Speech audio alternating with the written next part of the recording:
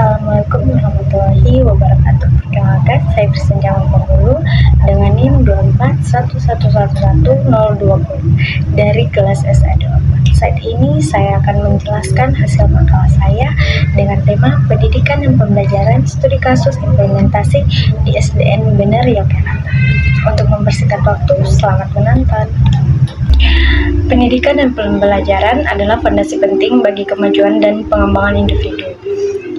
Pendidikan adalah proses sistematis untuk mengembangkan pengetahuan, keterampilan, dan nilai-nilai individu. Nah, ini bisa terjadi di lingkungan formal seperti sekolah, universitas, atau melalui pengalaman hidup. Pembelajaran adalah proses memperoleh pengetahuan, keterampilan, dan nilai melalui pengalaman atau pendidikan berlangsung sepanjang hayat, formal atau informal. Di SDN Bener Yogyakarta adalah studi kasus menarik. Sekolah ini unik karena penggabungan dua sekolah pada tahun 2000, akibatnya SDM atau sumber daya manusia.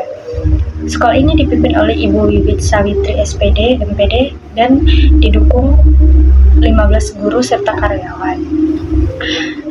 Kurikulum dan karakteristik pendidikan yang pertama itu mengacu pada kurikulum nasional. Kemudian yang kedua, fokus tidak hanya akademik tetapi juga pembentukan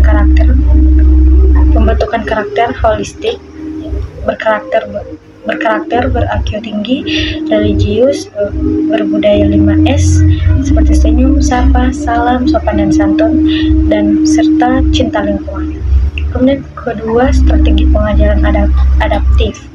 Yang pertama itu asesmen diagnostik, mengidentifikasi preferensi dan gaya belajar siswa di awal pembelajaran.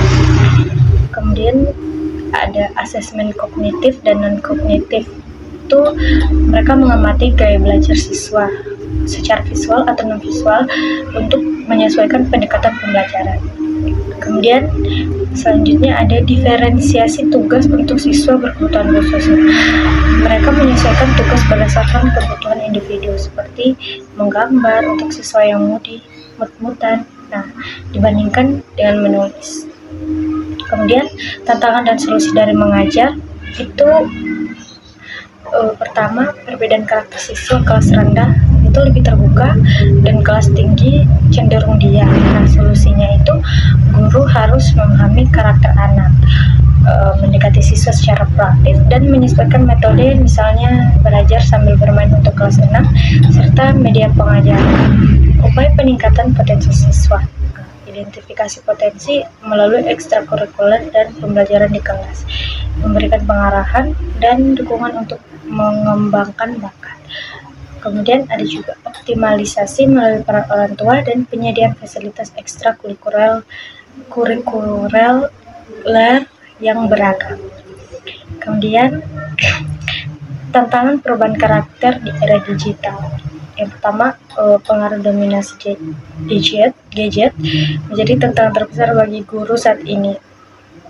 Kemudian fokus ke depan adalah peningkatan adab dan ilmu karena karakter yang baik akan membantu siswa menempatkan diri dalam berbagai situasi.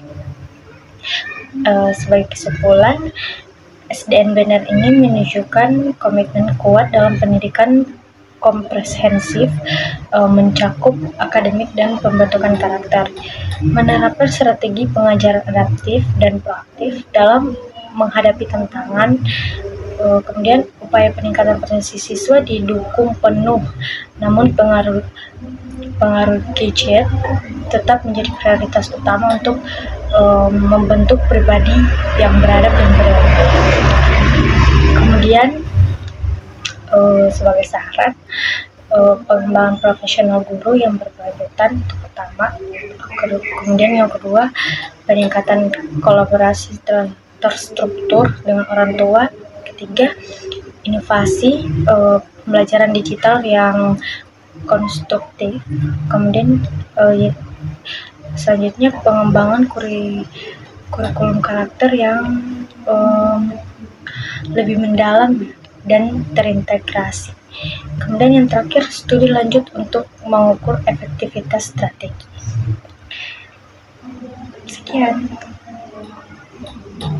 Sebagai kesimpulan, pendidikan pembelajaran adalah investasi fundamental bagi individu, masyarakat, dan bangsa.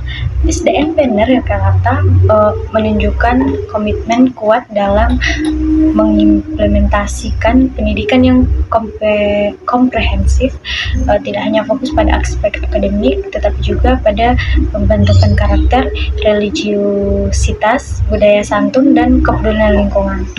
Nah, guru di SDN juga proaktif dalam menghadapi tantangan perbedaan karakteristik siswa antar jenjang kelas dengan pendekatan yang berbeda dan penyesuaian media serta strategi mengajar.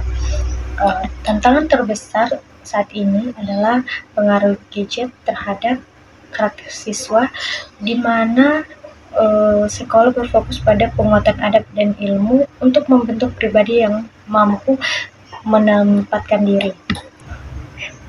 Sekian materi yang sudah saya sampaikan. Semoga materi ini dapat memberikan kontribusi positif serta menjadi referensi yang bermanfaat bagi pihak-pihak yang berkecimpung dalam dunia pendidikan di Indonesia. Terima kasih sudah menonton. Wassalamualaikum warahmatullahi wabarakatuh.